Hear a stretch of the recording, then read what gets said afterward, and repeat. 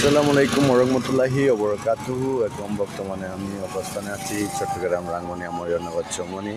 আর আজকে আমি লাইভে থাকার কারণ হচ্ছে একটাই, যারা অনেকজনে আমাদেরকে বলে শরবত কোন জায়গায় খাওয়ায়, সেটার বিতরণ কোন জায়গায় করে, সেটা দেখার জন্য আমি এখন আছি বটগাছের গোড়ায়। দেখতে পাচ্ছেন দামারহাটের যে গেটটা ছিল, ওই গেটের পাশে শরবত বিতরণ করে গরম ট্রেনে।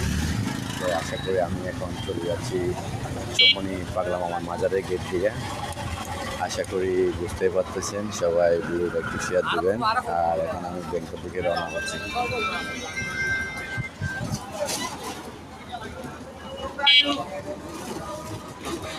তো আশা করি দেখতে পারতেছেন, সবাই ভিডিওটা একটু শেয়ার দেবেন।